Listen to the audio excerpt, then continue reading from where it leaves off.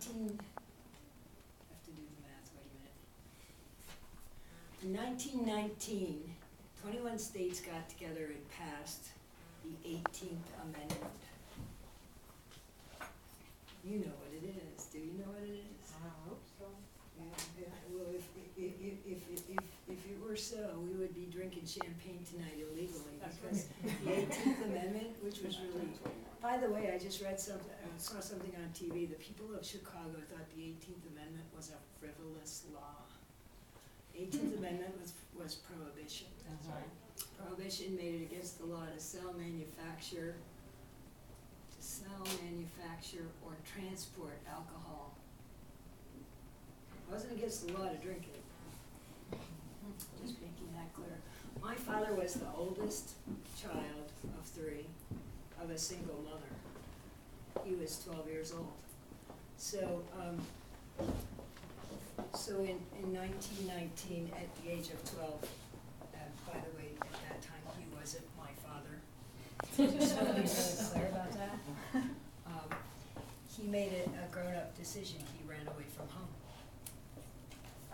And actually, he didn't run, he walked.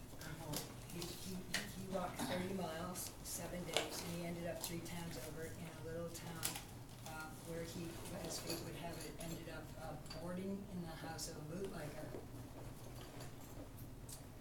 And the bootlegger said, "You can stay here." The bootlegger was a guy who was about 25. Said, "You can stay here and live with me and my sister in this, 3-bedroom house." Italians are like that. And but you have to get a job. So he got a job, and as he was growing up, he worked for the shoemaker, and he worked for the mirror maker, and he sweated his ass off at 900 degrees, and if you drip sweat on a silvering a mirror, it ruins it. By the way, I learned that growing up. But he was never allowed to sell, transport, or manufacture liquor, but he saw people who did.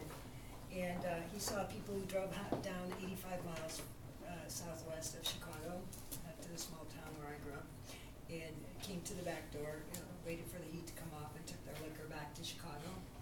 And he learned a lot about the business, so much so that in 1933, at the height of the American Depression,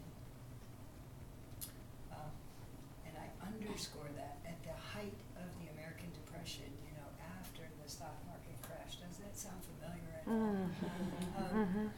He, on the day Prohibition was repealed, on the day all the customers wanted to have a drink, he and his bootleg partner opened a saloon. That's marketing. But what he had done before that was, every time somebody came up to him and said, "What do you want to do?" He said, "I want to open a saloon, and I want it to be the best saloon, and can you tell me, what I should have?" And you know what? When they opened that saloon, it had no chairs, it had no tables, it had some bottles and a bar in it. And all my life growing up, the saloon was pretty much very, very old by the time I grew up.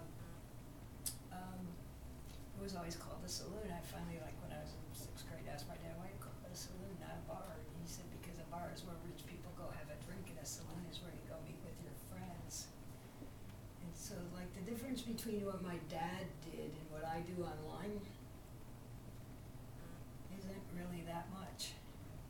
My dad built a community of people who met at his bar. But the internet